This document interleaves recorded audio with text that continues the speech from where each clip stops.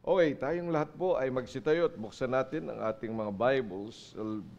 Book of Luke, chapter 7. Babasahin po natin ang mahabang talata. At verses 18 to 35. Pero ang atin pong bibigyan talaga ng pansin ay yung pinakahuling talata. But wisdom is justified of all her children. Ampun ninyo, yan ay mga kataga na matagal-tagal ding hindi ko yun masyadong maintindihan kung ano yan. Wisdom is justified of all her children. Pero maraming salamat sa Panginoon as you read through and ask the Lord for wisdom and listen for more preaching, then the Lord makes us understand them. Amen? So, babasahin po natin verse 18 hanggang 35 kasi yan po ay nakalink para higit na maunawa natin ang verse number 35. Okay? Andun na po kayo? Amen.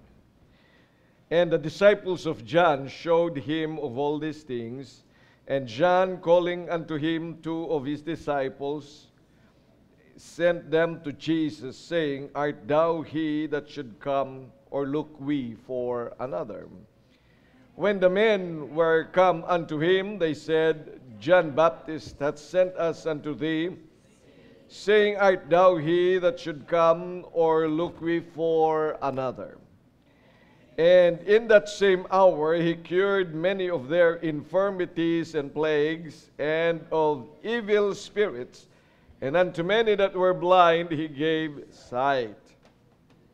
Then Jesus answering said unto them, Go your way, and tell John what things you have seen and heard, how that the blind see, the lame walk, and the lepers are cleansed, the deaf hear, the dead are raised, to the poor the gospel is preached.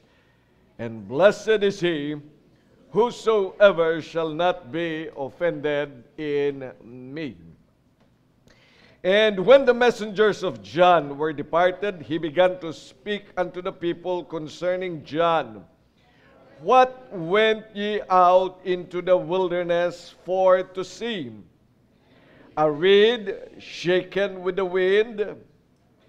But what went ye out for to see? A man clothed in soft raiment? Behold, they which are gorgeously apparelled and live delicately are in king's courts. But what went ye out for to see? Ano nakita nyo? When you wanted to see something else. Ano nakita nyo? Yan sinasabi ng Panginoon. He was referring to himself. What have you seen? A prophet? Yea, I say unto you, and much more than a prophet.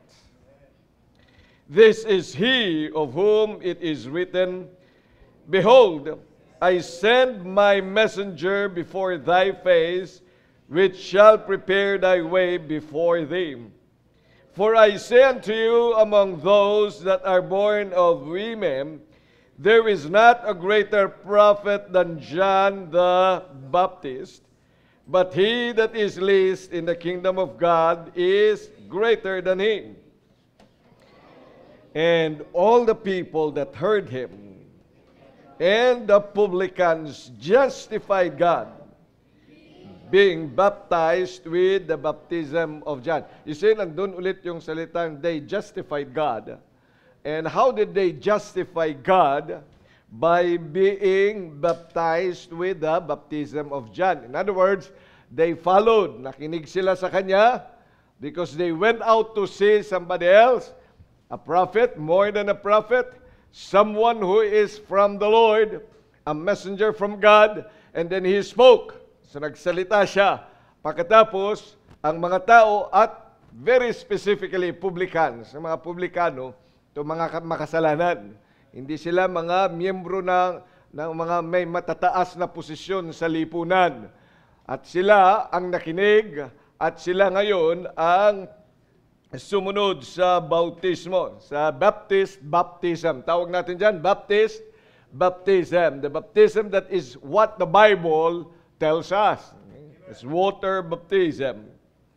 And they justified God, hindi yung sa sinabi nila, but by being baptized.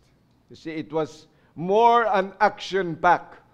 Madali lang kasing sabihin sa bibig, pero mas mahirap patunayan sa buhay. Yun ang salitang justified. In other words, ay binibigyan mo ng reason, ng tamang reason, ang isang bagay. Verse number 30, But the Pharisees and lawyers rejected the counsel of God against themselves, being not baptized of Him. See? Yun yung papaano talaga kumontra. Hindi ka nga nagsasalita, pero nakontra ka. Saan? Sa gawa. Marami rin mga ganyan. Oh. Nagpunta ng simbahan, nakinig, pagkatapos, pasok dito, labas doon. Ayun, walang nangyari. Okay?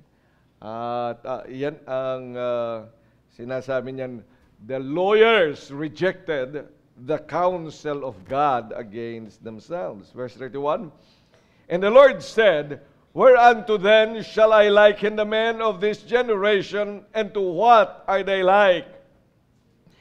They are like unto children sitting in the marketplace, and calling one to another, and saying, We have piped unto you, and you have not danced.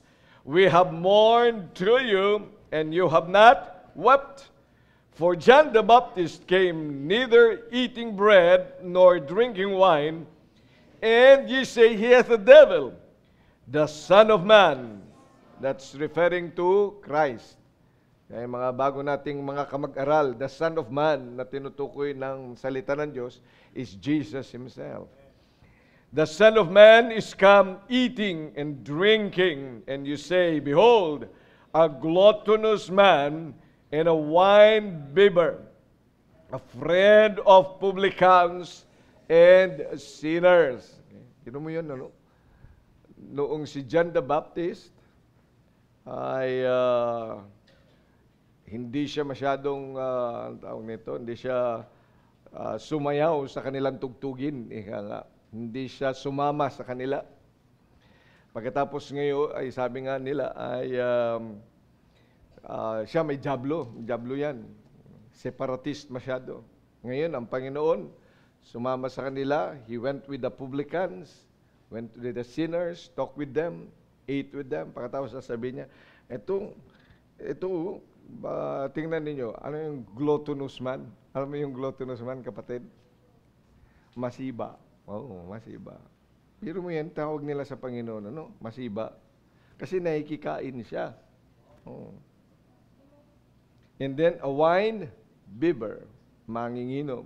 Kasi may mga, siyempre, pumupunta siya doon sa mga sinners. And he talked with them. A friend of publicans and sinners. And then, Jesus spoke the word that we are going to study tonight. Ano sabi niya? But, wisdom is justified of all her children.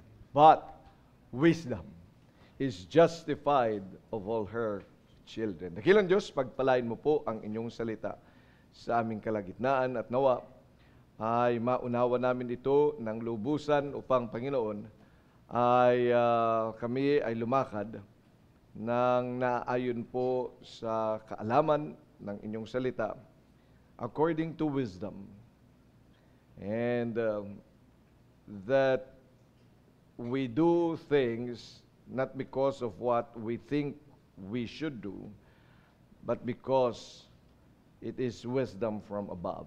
Maraming salamat po sa pagkakataong ito, at kung meron sa aming kalagitnaan ang nanlalamig, hinihiling kong muli ay bigyan mo ng karunungan at kalakasan. Encourage mo po kami, Panginoon, ngayong gabi. At kung meron pong mali ang kaisipan sa mga bagay, ay hinihiling ko po na itama mo sa pamamagitan ng inyong salita. Maraming salamat sa pagkakataong ito. We thank you for the time of prayer. We thank you for a time of fellowship. And we thank you for your words.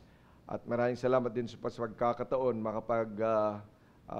bigay ng amin nga pong mga alay sa inyo ngayong gabi. Maraming salamat sa pagkakataon sa pangalan ng Panginoong Hesus.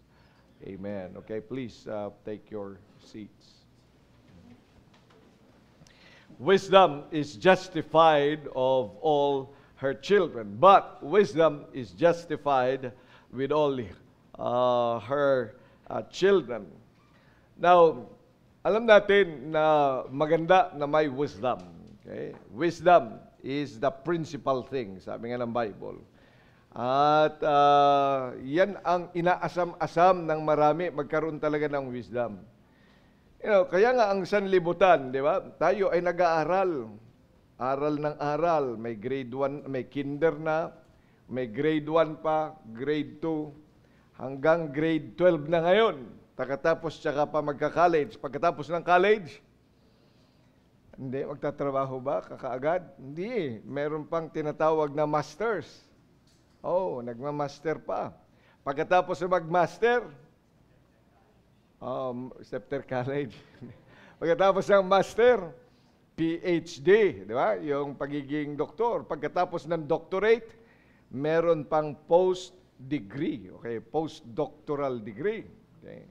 So maraming mga ginagawa sa nila. Kasi ganun nila ka-value yung wisdom. Ang mundo ay nagsasabi that, yung wisdom is really very, very important. At yan ay sa mundo, it's human learning. Okay? And yan talaga yung knowledge natin sa art and sciences. Yan ang wisdom ng sanlibutan. At nandun din tayong lahat. So, sino mga nag-aaral sa mga eskwelahan ngayon? Nag-aaral kayo ng English. Kayo, wala, hindi nag-aaral. Hindi, nag-aaral kayo ng math, nag-aaral kayo ng kung ano-ano, di ba? Ng EPP, ano pang inaaral ninyo? Multiplication, di ba? 6 times 7. Ano ba? Mabilis na. Okay, so yan ang wisdom of the world, di ba? Things. At mahalaga din ang mga bagay na yan. Okay. At inaaral natin yan, taon-taon, every time. Maging si Moses, hindi baga, napapunta siya sa Egyptian universities. So nag-aral din siya sa mga bagay-bagay. Okay. At hindi natin sinasabi na ang mga bagay na ito ay walang kabuluhan. Meron din naman, kaya lang hanggang dito lang. Okay. Hanggang dito lang yung wisdom na yan, dito sa mundo. At kagaya ng sabi ni Sir Miko sa kanilang profesor, yung pag-aaral nila ng pagiging inhinyero ng 5 taon, 7 taon, 6 na taon. 5 years. At kung sila pa ay may bagsak, ay mga 7 years, di ba? O kaya mayroon pang mga incomplete, 7 years. At yung 7 taon na yon, 5% lang yung pag-aaral na yan para magamit mo doon talaga sa aktual na trabaho. At inaamin naman ng mga nagtatrabaho na ng mga inhinyero sa lahat. Okay? Kasi nga theoretical lang yung mga inaral. Pero iba pa yung sa practical side of life. But these are world's wisdom.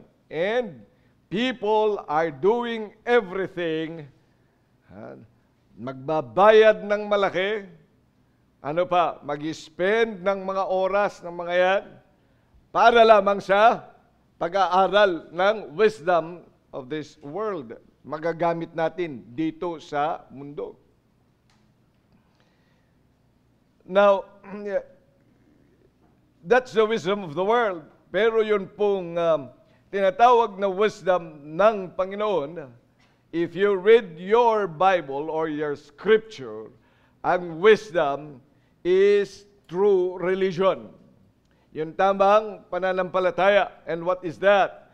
Visiting the fatherless and the widows. Yan ang sinasabi ng Panginoon. That's a true religion. Yan yung tama, pure religion. Ano pa sabi? Godliness. Yan ang wisdom. Yung mabuhay ka ng may godliness, ng nakadiyos. Okay? Na may kabanalan. Yan ay wisdom. Ang ating kaunawaan sa Diyos and our fear of God, yan ay wisdom na tinutukoy ng Panginoon. Yung atin pong obedience sa mga command ng Diyos, that is wisdom. Yan po ang wisdom na tinutukoy ng Biblia. And this is the wisdom from above. See? Kaya mapalad-palad tayo, nakakapag-aral ka na meron ka pang wisdom from above. You have already the wisdom of this world. And I hope that you excel as Christians in understanding the wisdom. Ikaw naman ay mabilis sanang mag-multiply. Huwag naman yung nag-multiply kayo napakatagal. 9 times 8 pa lang, nagaganyan ka pa lang, nasa high school ka na. Ay dapat lamang na ayusin mo talaga. Amen? Oh. But more than that, dapat may wisdom ka from above. Kaya po, ang isang Kristiyano ay ikaw naman, ay hindi naman yan talaga yan. Hindi yan kalugihan. Hindi naman ibig sabihin, pag ikaw ay anak na ng Diyos, ay yung mga bagay na dapat alam mo dito sa mundo ay, ano ba tawag sa'yo? Ang hirap kasing sabihin yan sa Tagalog. Yung hindi ka masyadong matalino doon sa mga ganyan. Ay dapat alam mo rin. Alam mo rin kung magkano ang pamasahe at pag may pera ka at pag bumili ka, alam mo rin yung sukli. Amen? Ay, wag sasabihin mo ba pag ikaw ay sumakay ng jeep? Ano po, Jesus paid it all. Hindi mo naman gagawin yun, tama?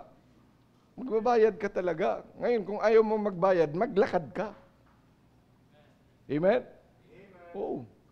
Yun yung dapat ay naman-balance natin yung mga bagay na yan. Kaya kayo mga estudyante, lalo pag ikaw nasa Christian school, hindi naman pababahan ng IQ. Oo nga, ang dami mong nakaka-recite ng verse, pero biro mo yung noun at pronoun ay hindi mo ma-distinguish sa isa't isa. Hindi ganoon ang Christian school. Hello? Okay, mga nasa academy, pakita yung nga. Dapat kayo ang pinakamatalino sa lahat. In the wisdom of the world and in the wisdom of God. Yun ang advantahe. Habang ako ang principal. Ngayon kung hindi na, yung principal na lang doon ang bahala. Dapat you're the best students, both in wisdom of this world and wisdom from above. Huwag nyo akong gagamitan ng mga, verse na lang po. Hindi verse na lang po. Yung pag sinabi mong, minultiply mo, verse na lang. Pwede ba yun? Ay, dapat mag-multiply ka. Pag nag-divide ka, ganun din. Kaya mag-aaral ka. Amen? Ano? Hindi kayo nasagot. Yes, sir. Okay, tatamad-tamad sa mga paces nyo. Yes, sir. Amen. Nagbabayad ang mga magulang nyo. Nagbabayad ba? Okay. Oh, nagpapakahirap ang mga teachers nyo dyan. Pinagpipray kayo pagkatapos ay hindi nakangangalang. Oh, hindi pwede yun.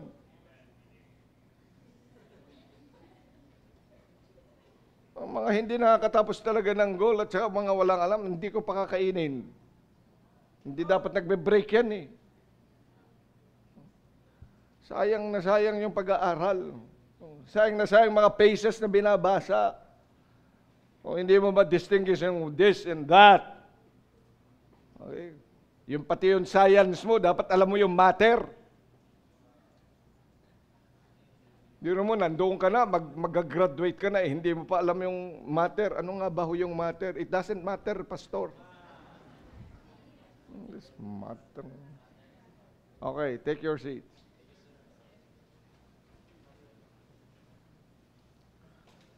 Kaya ngayon yung advantage ng isang Kristiyano.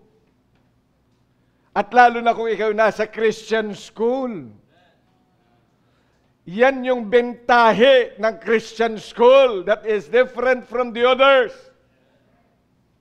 Dahil sa ibang mga eskwelahan, they will give you all the academics and that's good. Pero dito sa Christian school, there is wisdom from above.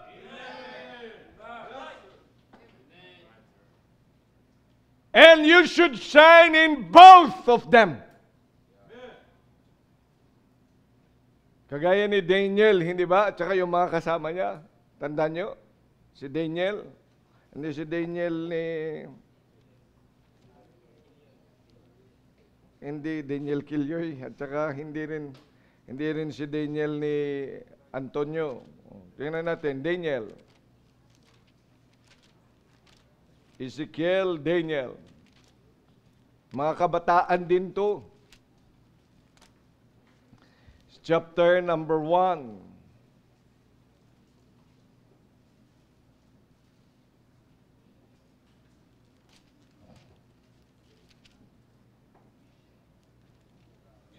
Ano sabi niyan?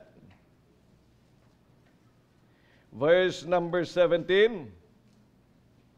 As for these 4 children, God gave them knowledge and skill in all learning and what? Wisdom. All learning. You see, that's the human learning. Yung sciences, yung mga bagay dito sa mundo, matatalino din sila. Meron din silang mga alam. Hindi lang alam na konti. Talagang alam nila yun. Hindi mo sila mapaglalalangan. And Daniel had understanding in all visions. Verse number 20. And in all matters of wisdom and understanding that the king inquired of them, he found them what? 10 times better than all the magicians and astrologers that were in all his realm. You see? This is supposed to be a person who has wisdom. 10 times better. Kaya kung ikaw ay anak ng Diyos, you must be 10 times better than anyone. Why? Because you have the wisdom of this world, and yet you still have the wisdom from above. 10 times better. Kaya nga sila mismo magsasabi, saan ka ba nagsisimba? Saan ka ba napunta? Why do you have this wisdom? Why do you have this understanding? Then the Lord will say, but wisdom indeed is justified of all her children. Amen. So, you know, wisdom is indeed very, very important. Amen. And as a Christian, are you saved? Ligtas ka na ba? Kung ikaw ay ligtas, dapat ikaw ay, you must have this wisdom. Amen. Huwag yung bagsakin. Huwag yung panayin zero. Panayin pag nabigay na ng mga quiz ay 1 na lang. Oh, totoo, pinagbibiro na natin yun. Binibiro natin. Pero wag mong ilagay yan sa isip at sa puso at isip mo na yun lang ang the best. Hindi yan ang the best. Galit ang Panginoon, lalo na kung hindi ka nag-aaral. Ay dapat ay mag-aral ka kasi. Dapat nga ay mag-honor ka. Pagkatapos ng first quarter, dapat honor ka. Dapat nandoon ka man lang sa top 1, 2, 3. O top 10 na lang. Kung 10 kayo, at least nasa top 10 ka. Hindi. Biro lang yun. Kung sa... Pero nagtatap ka naman. Anak ka ng Diyos eh. Alam mong naging dahilan lang kasi tamad ka. How can wisdom be justified? You know what wisdom here is being referred to? Our Savior. Ang wisdom kasi tinutukoy niyan ay yung ikaw ay may Kristo. Because that wisdom is Christ Himself. And Christ will be satisfied in all her children. Eh, biro may nakakahiya ka, Kristiyano ka pa naman. Ikaw ang laging late mag-submit ng iyong project. Hindi ba nakakahiya yan? Nakanta ka pa sa choir. Pagkatapos sasabihin, I am determined. Pero may I am determined. Ano yung determinasyon mo? Determinasyon mong mag-submit ng late? Determinasyon mo na ikaw ang nandun sa pinaka-bottom? Ano yung determinasyon mo? Wisdom really should be justified. Huwag namang nakakahiya ang wisdom na ibinigay ng Diyos sa atin. Look, the wisdom na tinutukoy dito ay ang Panginoong Kristo. Do you have Christ? Hindi ba siya ang pinagmamalaki natin? He is our wisdom. Look, tingnan niyo sa Proverbs chapter 8. Proverbs chapter 8. Sa Proverbs chapter number 8,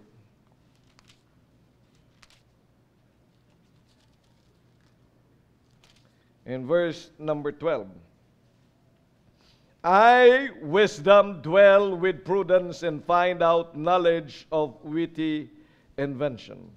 No, naging personalized yung wisdom. I.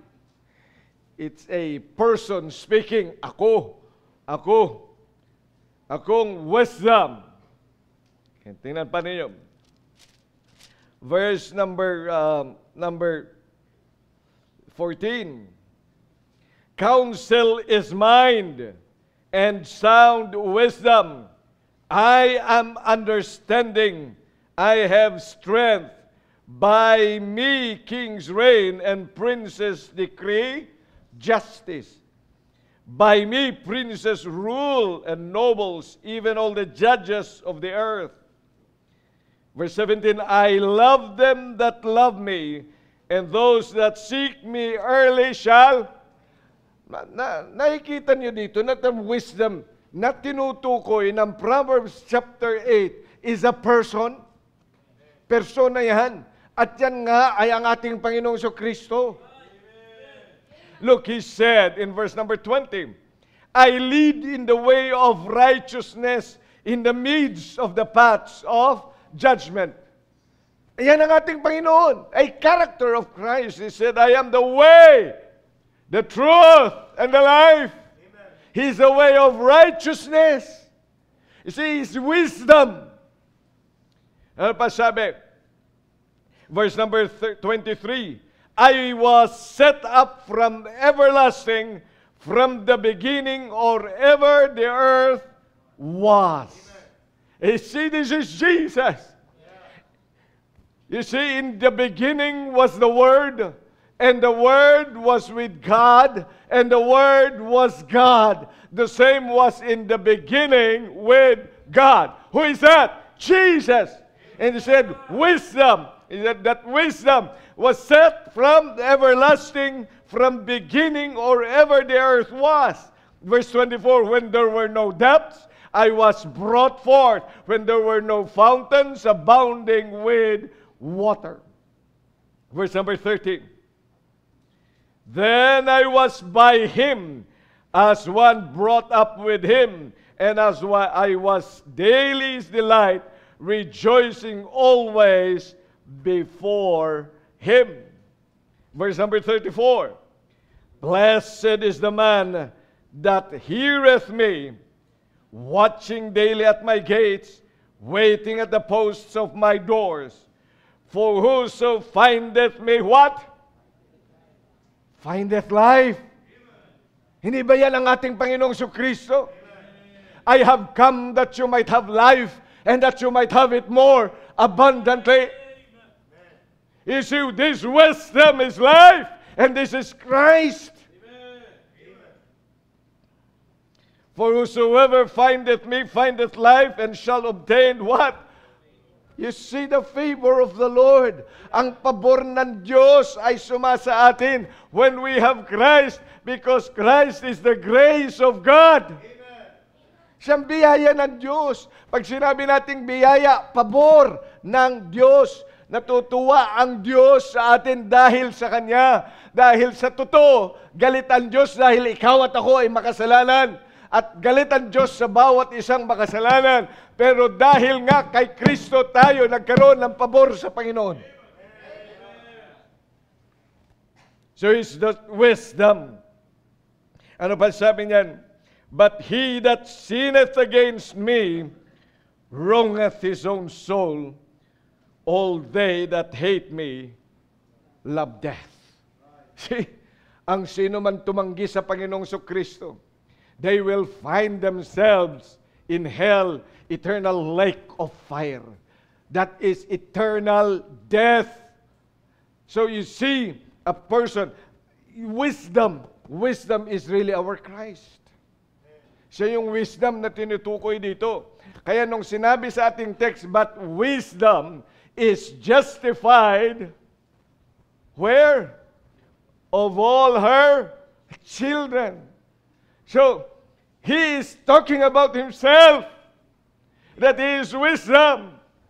At ginawa niyan, this wisdom of God, who is Christ, did something very, very wise. Anong ginawa ng Panginoon? 1 Corinthians chapter 1, verse number 24. 1 Corinthians chapter 1. Ano sabi? 1 Corinthians 1, verse number 4 at 24. Ang sabi ng salita ng Diyos, but unto them which are called, but Jews, both Jews and Greeks, Christ the power of God, and what? The wisdom of God. Kaya magpasalamat ka kung tinanggap mo ang wisdom na yan.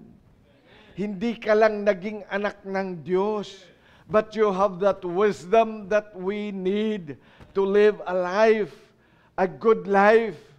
Pero wag naman kakitaan sa atin na parang wala kang wisdom. Para kang isang fool,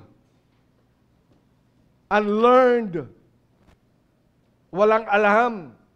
Samantalang you say you have Christ.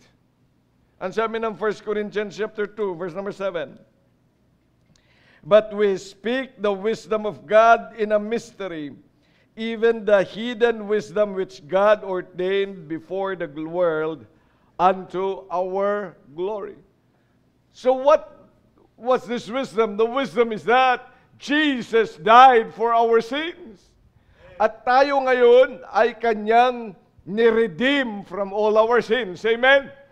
So maraming salamat sa wisdom ng Panginoon. And He is that wisdom that we need so that we can live a life that is indeed great in the sight of both man and God.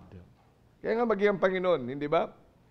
Ang nakalagay sa Luke chapter 2, He grew both in favor with what? Man and God. Hello?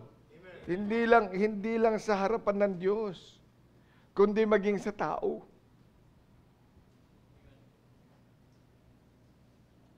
Iyan din yung sinasabi natin, well, we are justified by faith in God, but we are justified by works in the eyes of men.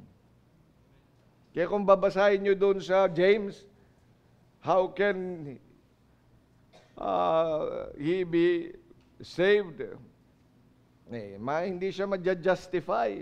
Kailangan may justify mo sa pamamagitan ng iyong gawi para yung tao nakakita sa'yo ay mabibless naman. Hindi yung kung sasabihin pa niyan, kung ganyan din lang ang maging Kristiyano at sabi niyong may Kristo, ay ayaw ko na. Hello? Kaya itong sinasabi ng Panginoon, kailangan bilang mga anak ng Diyos, matutunan natin to justify the name of this wisdom. And it is really our duty. So ano bang mga bagay? What was the wisdom that was given? I mean, the wisdom in God in our lives. Okay. Number 1, na dapat ma-justify in our new life. What is our new life? Ano sabi ng Panginoon, 2 Corinthians 5:17? 2 Corinthians 5:17. Therefore, if any man be in Christ, he is a new creature. All things are passed away. Behold, all things are become new. Natanong mo na ba? O sinasabi mong na kay Kristo ka na. Pero ano yung, may bago ka na ba? May bagong buhay ka nga talaga? Are you a new person? Are you a new person? O kasing luma ka pa rin ng dati. Yung luma mo pa rin, yun ang pinamumuhay mo. How can wisdom be justified by all her children? You know, that's the wisdom of God. When He infused a new life sa babamagitan ng regeneration, yung ating pagiging born again, that is God's wisdom. Amen. Di ba nakikita ng ang mundo, ang daming mga rehabilitation center, ang daming mga kulungan, pero wala pa rin ang mga nababago lang sila minsan. May daming mga police enforcer. Dahil maraming magnanakaw, nananakit ng tao, na mga kawatan. Pero hindi pa rin siya magbago-bago. You know, where is the wisdom of God? The wisdom of God is through the new birth. Bago ka nang nilalang. Are you saved? Amen. Oh, bago ka nang nilalang, paano ba ginawa ng Diyos yung pagkakaroon natin ng pagiging bago? What is that? How did it come? Paano ba nangyari sa atin? Tingnan niyo sa John chapter number 3. That new life, that second birth, ano ba yung nangyari diyan para maunawaan natin? At makita mo kung anong ibig sabihin yan sa buhay mo. And sabi ng chapter number 3, verse number 3, Verily, verily, I say unto thee, except a man be born again, he cannot see the kingdom of God. Verse number 5. And Jesus answered, Verily, verily, I say unto thee, except a man be born of water and of the Spirit, he cannot enter into the kingdom of God. So how can a man be born again? By water. At ano yung water na tinutukoy dyan? It's the Word of God. Hindi yung tubig, hindi yung bautismo, hindi yung iwisik, hindi yan. Hindi yung tubig, yung water baptism. No, it is the Word of God. Amen. Na born again tayo saan? Dahil may salita ng Diyos na dumating sa atin. Amen. Kaya nga tanong ko sa iyo, talaga bang do you have that craving for the Word of God? At nakakaintindi ka rin ba? Alam mo, kapag ang pagbabasa mo ng salita ng Diyos, o kaya paikinig mo ng salita ng Diyos, pagbasa mong ganyan, at pagkatapos nun, wala kang nakuha, tanungin mo sarili mo, have you really been born again? Kasi ang born again, nakakaunawa. Tapos pupunta ka ng simbahan. Diba, sasabihin nila, anong masaya doon? Pinagalitan ka ng pastor. Sinigawan ka, pagkatapos pinag-offering ka pa. Anong masaya doon? Ay masaya, kasi nga naintindihan mo yung salita ng Diyos. Alam mo kung bakit maraming tulog sa gawain ng Diyos? Sa preaching? Ay paano wala naman siya naiintindihan eh? The Word of God does not work in his heart. You know, yung sinasabing new life sa atin is this life with the Word of God. Nagkakaroon tayo, hindi lang dahil ikaw ay umupo at nakinig, pero meron yung hindi maipaliwanag na kagalakan and satisfaction that each one of us would have because we have been born again by the Word. Ano sabi ng 1 Peter chapter 1? Tingnan niyo, 1 Peter chapter number 1. 1 Peter chapter number 1. Verse number 23. Being born again, not of corruptible seed, but incorruptible. By what? The Word of God, which liveth and abideth forever. See, that's the Word of God. Tapos hanggang ngayon, wala ka pang Bible. Aba, dapat magkaroon ka, mag-atikha ka ng Biblia, sapagkat yan ay salita ng Diyos. Sapagkat yan ay kailangan mo, that's your milk. Yan ang kailangan mo. Hindi lamang paglinggo o kaya pag Thursday, kailangan mo ang salita ng Diyos at buksan mo yan. Dapat ikaw, araw-araw ay binubuksan mo ang Biblia. Kaya nagtataka talaga ako sa mga matagal ng Kristiyano pero walang salita ng Diyos. Nagtataka talaga ako, how could you ever say that you have been born again, yet you do not have the Word of God? Ay, na-born again tayo saan? Sa salita ng Diyos eh. How can wisdom be justified in that kind of life? Biro mo, ilang taon, ilang araw, wala kang salita ng Diyos. Sabihin mo sa akin. Wala kang salita ng Diyos. Ano lang mga iniisip mo? Paggising mo sa umaga, anong mga salita ang pumapasok lagi sa isip mo at sa puso mo? O kaya sa tenga mo, anong salita? If you were born again, wisdom is justified of all her children. Ibig sabihin, ikaw, yung bago mong buhay, ang buhay na yan ay with the Word of God. Amen. See that life? Kaya kinakailangan bilang anak ng Diyos ay magkaroon, ayusin mo ang iyong Bible reading. Amen. Ayusin mo yung paghawak mo ng salita ng Diyos. Alam mo, itong kinatatakot ko rin dito sa mga estudyante. Meron nga kayong Word of God kasi pinipilit namin na mag-recite kayo bawat page. Pero tanong ko yan ba talaga yung nasa puso? Kasi padagdag yan ng points, di ba? Ilang points ang memory verse? Ilang blanco doon sa memory verse nyo ngayon? So out of 50 points sa bawat pace test, ilan na nakalagay?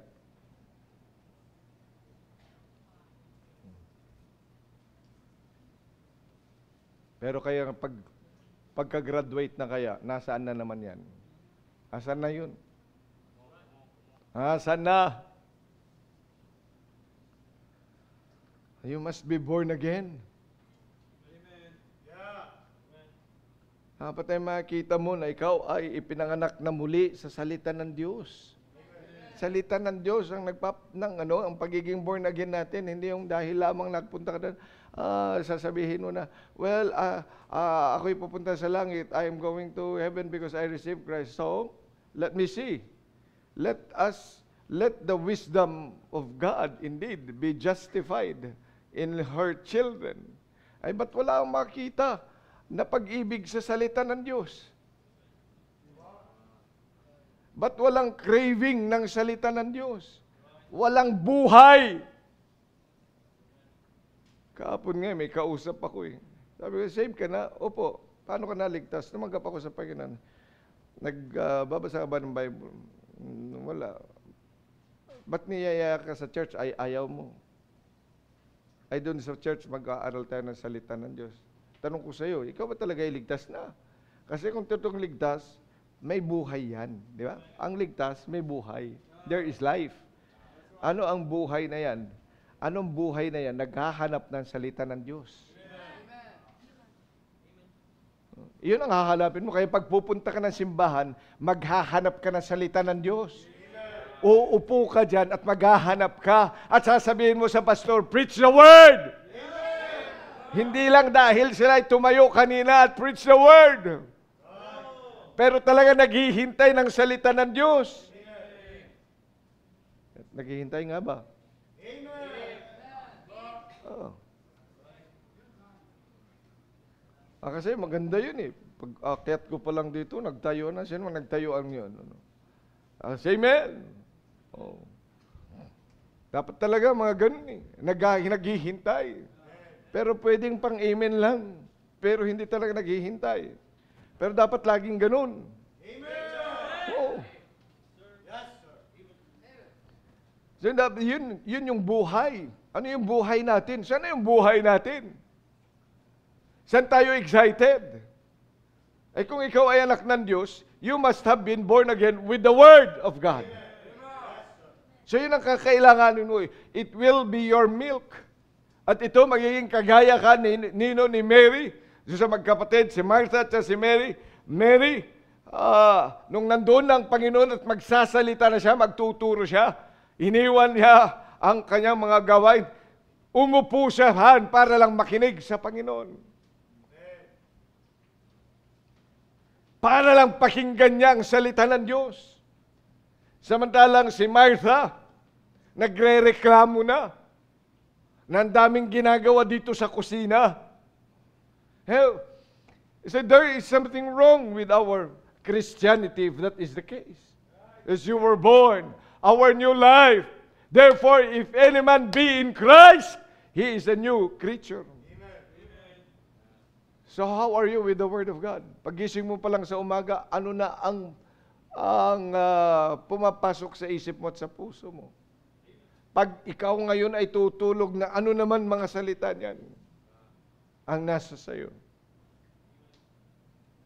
Bilang mga anak ng Diyos, wisdom is justified of her children. Ibig sabihin yan, our new life. See, papaano ba? Through the Word of God. At ano pa sabi ng Panginoon? By the Spirit. You see? Man, except a man be born of water and of what? The Spirit. The Holy Spirit. The Holy Spirit works in us. Nangungusap pa ba ang banal na Espiritu sa'yo? Every time that you come to church, or every day of your life, nangungusap pa ba ang Panginoon sa iyo? Ano, walang ibang pakikipag-usap ng banal na Espiritu sa iyo, but by the Word. Kaya tanong ko sa iyo, nag-Bible reading ka kanina? Amen. May Bible reading ka? Nangusap ba ang Diyos sa iyo? Ano ang kanyang ipinakita sa iyo? What made really, doon sa mga binasa natin sa dami niyon, ano yung mga bagay na yan sa mga binasa mo ang nag-stick masyado doon sa isip mo at sa puso mo? Na naantig ka? Naantig ka pa ba doon sa buhay ni Jose? Ang mga sinabi doon?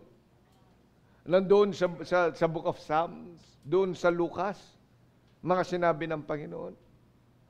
Meron ba nag-strike sa'yo noon? Has the Holy Spirit spoken to you? Pastor, kasi hindi ko maintindihan eh.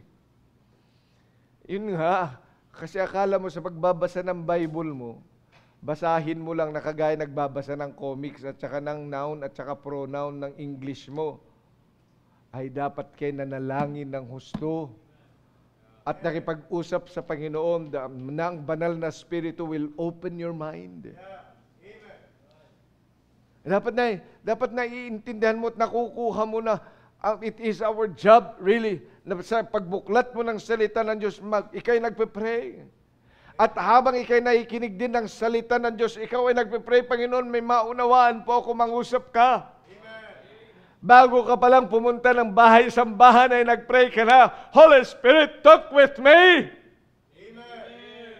Kausapin mo po ako, convict me of my sin. If I have a wrong idea of something else, if I have done something wrong, ay pakita mo po sa akin, Panginoon, because I am coming to you and I would like to be convicted by you. Amen. Amen. Yan ang gawa ng banal na Espiritu. Yan ang bagong creature sa atin. Tanda mo nung ikay nagsisimba dati, wala ka pang pagkakilala sa Diyos, napunta ka lang sa simbahan na. Mag-atanda, ayos na. Masabi mo lang, saan ka nagpunta? Nagsimba. Ano sabi? Ganun pa rin. Kaya pagpasok mo at paglabas, pareho lang. Pero anong bagong buhay mo na ngayon? May banal na Espiritu na nangungusap sa'yo, na kahit wala pang pulis, wala pa kung nagsasabi, pero nagsasabi na ang banal na Espiritu sa'yo. Nakikipag-usap siya sa'yo. Bilang mga anak ng Diyos, is wisdom justified in all her children? You see, there must be a new life. In that new life, maintindihan mo. And then, what else is that? His work in us. Tingnan niyo yung Ephesians chapter 2. Ephesians chapter 2. In verse number 10.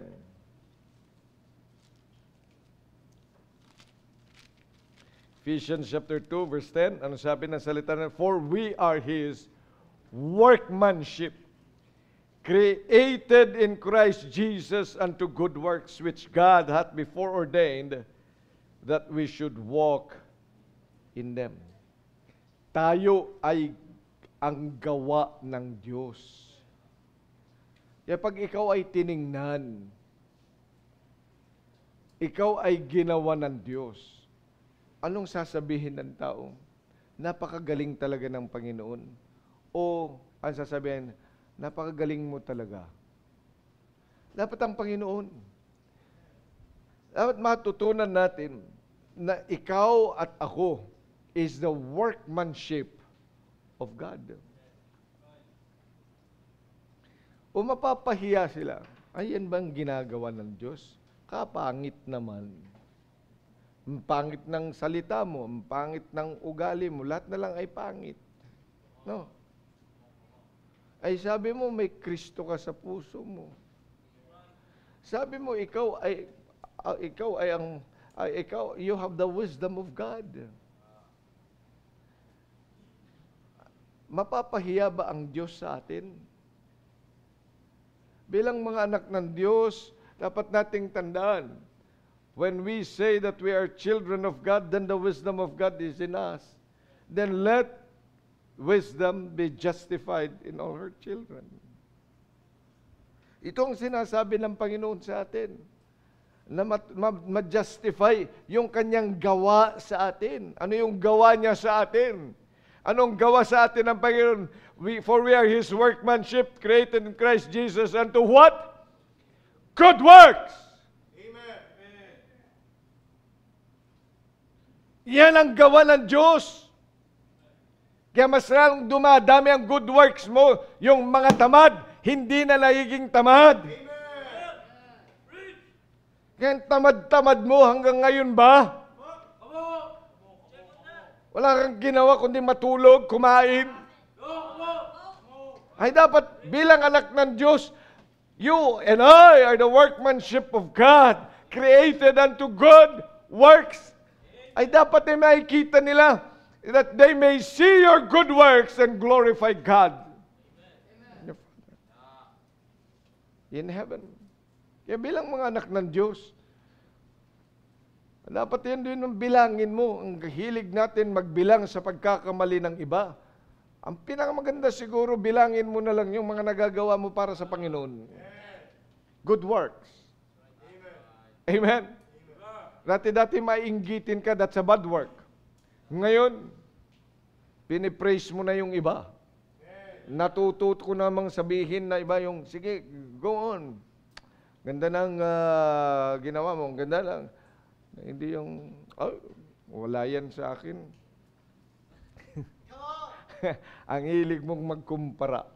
Parang laging may contest. Bilang mga anak ng Diyos, dapat dagdagan mo naman yung magandang gawa. Amen?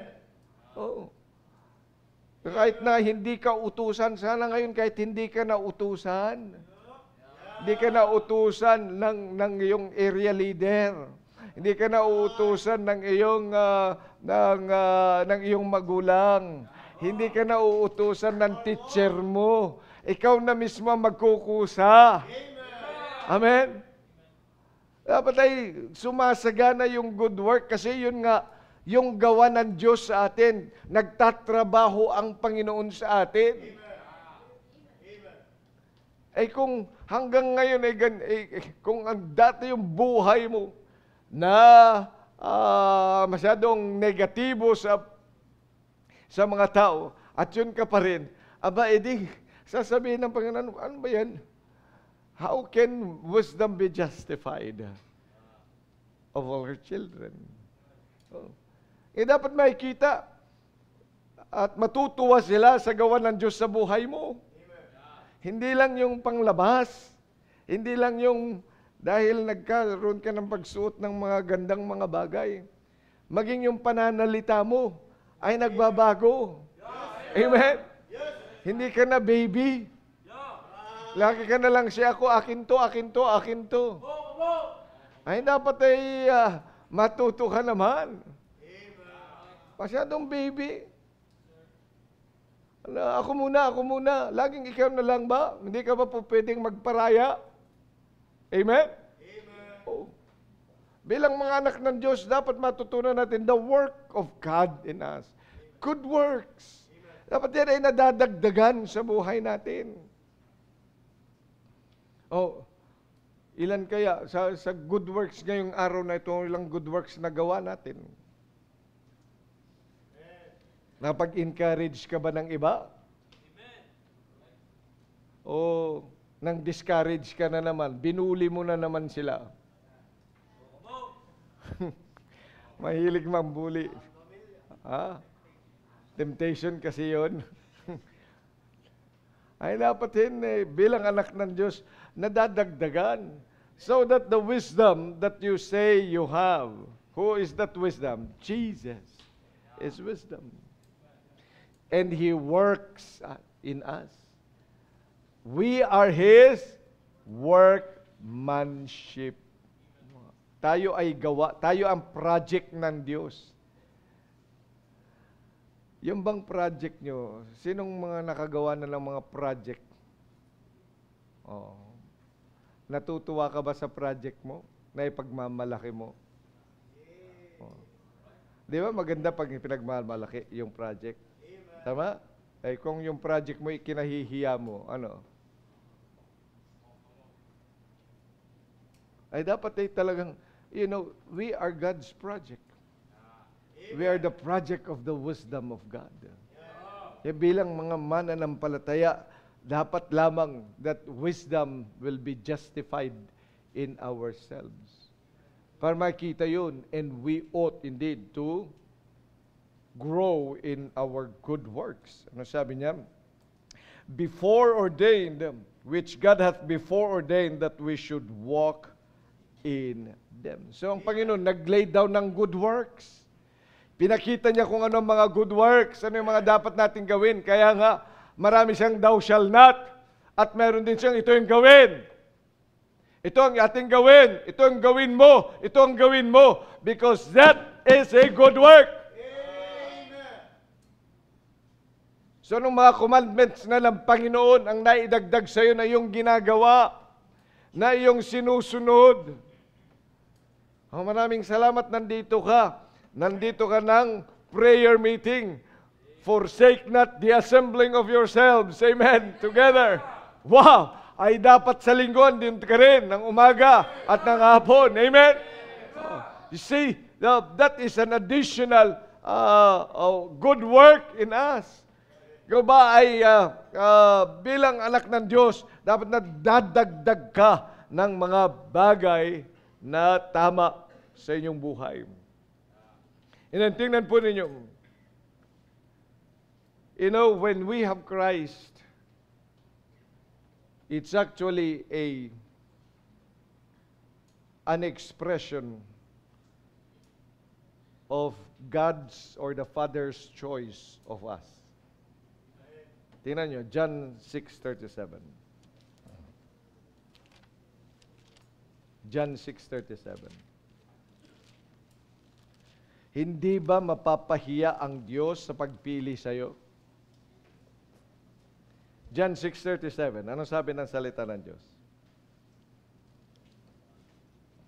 All that the Father giveth me shall come to me, and him that cometh to me, I will in no wise, what?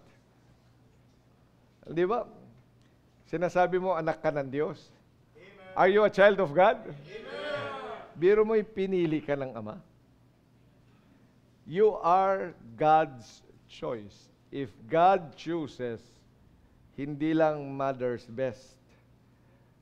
It is the best choice. Bihira. Best choice ka ng Diyos. But will wisdom be justified in you?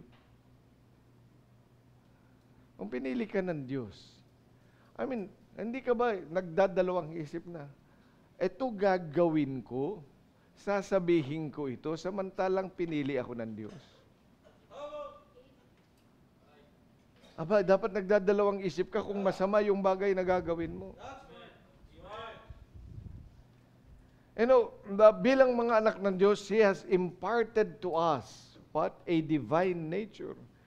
Sa pagpiling yan ng Panginoon sa atin.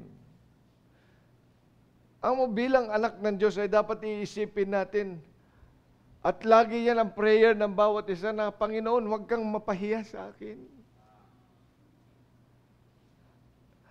At patutunayan ko na tama ang pagpili mo. And I will do the best that I can dahil nga pinili mo ako. Amen. All that the Father giveth me, what? Shall come to me. Di ibig sabihin, when you came to Christ, did you come to Christ? Amen. Sino dito ang pumunta kay Kristo? Ilan lang? 3. Amen. See, we came to Christ. So, ibig sabihin, ang sabi ng Panginoon dito, tingnan niyo yung truth. Noong siya, sabi na, all that the Father giveth me shall come to me. So, pumunta tayo sa Panginoon. Nanampalataya tayo sa Panginoon. We flee to Christ. Nanampalataya tayo sa Kanya. We put our trust in Him. Pero mo yung pag-put mo na trust, pagbibigay mo ng trust sa ating Panginoon, was His choice. Ganun pala yun. Oo, yun ang salita ng Diyos eh. Kaya hindi ba yung napakapalad natin? Napakapalad mo kung ikay nakakaintindi ngayon.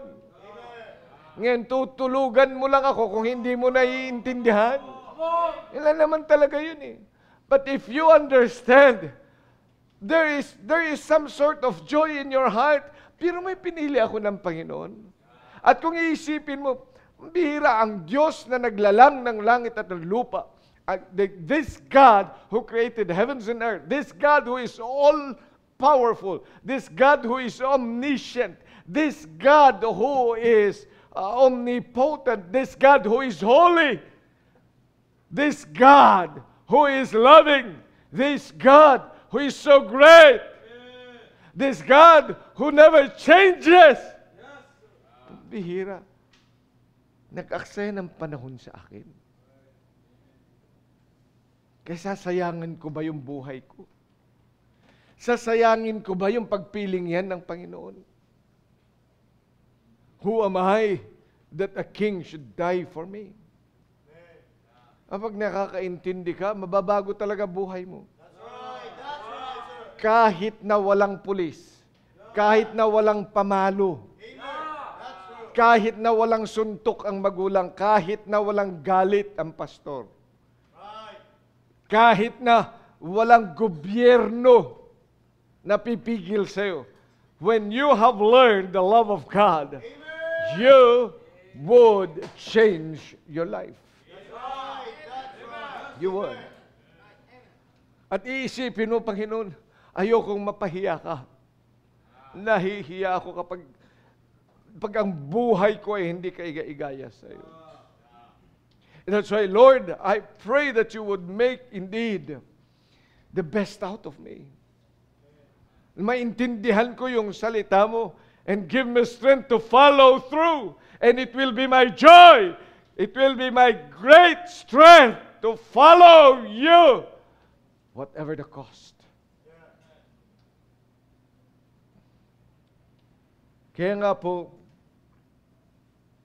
bilang mga anak ng Diyos, binigay niya ang simbahan sa atin, which is also His wisdom. Alam mo kung bakit may simbahan, kapatid? So that we can channel that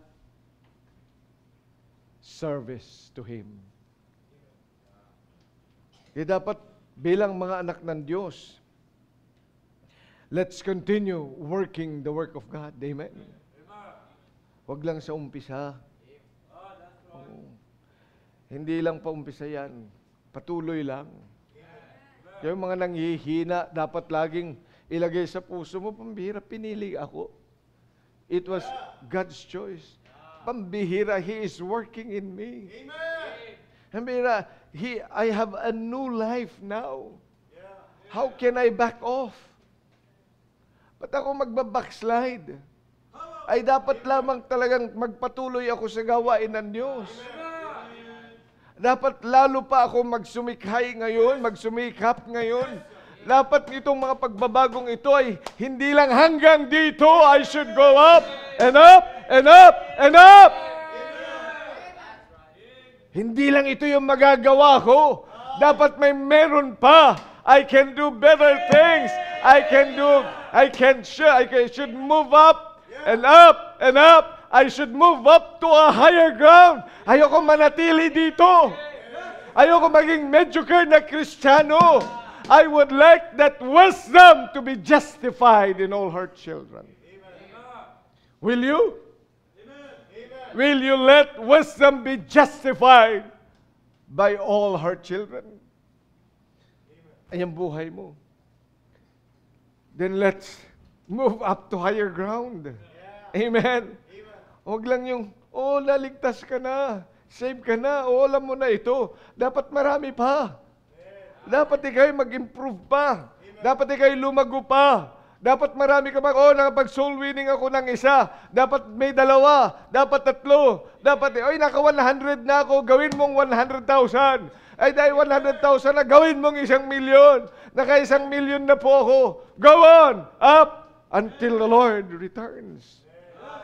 Eh, nakapagbigay na ako sa Panginoon. I have already given 1,000, 100,000. Give more, and more, and more, and more. Dapat pataas ng pataas, hindi pa baba. You know why? Because wisdom is supposed to be justified in all our children. Bilang mga anak ng Diyos, dapat paakyat yung buhay mo.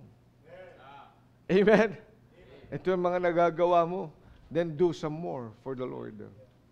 Kaya ngayong gabi, will we let wisdom be justified in our lives?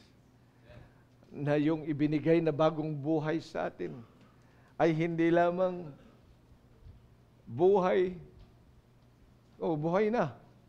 Pero iyan ba ay buhay na sumasagana? Buhay na sumasagana. Ano sabihin? That your life will be what? Abundant life.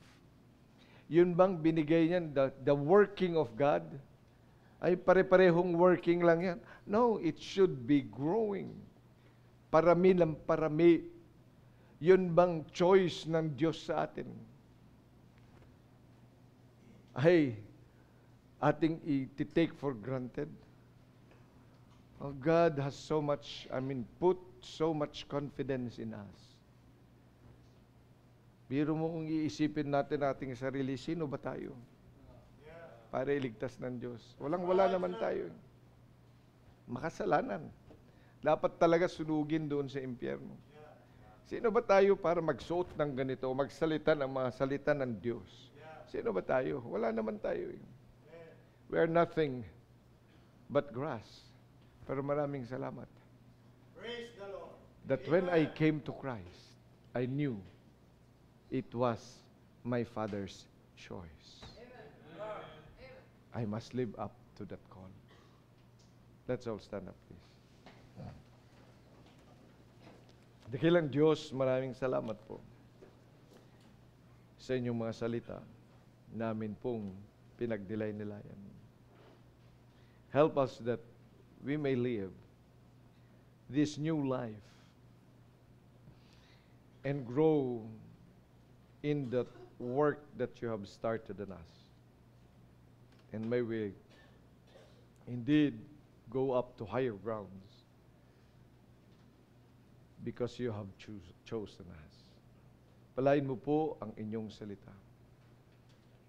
Palain mo po ang inyong mga anak na naririto ngayon. Bless mo po, Panginoon, ang altar call. Kung meron pong nangihina, palakasin mo po. At ang mga malalakas, lalo pang lumakas. So that wisdom will be justified in each of us. Pangunahan mo po ang bawat isa sa amin. Pag mo pong hayaang aalis sa tahanang ito, walang decision na ginagawa sa buhay namin. At walang pagpapasalamat sa inyo nga pong kadakilaan sa amin. Manguna ka po, Panginoon. Habang tinutugtog ang awiting panyaya. The altar is wide open. O maybe ikaw ay may sasabihin sa Panginoon, ba't hindi ka lumapit dito sa altar? May pag-usap sa Diyos.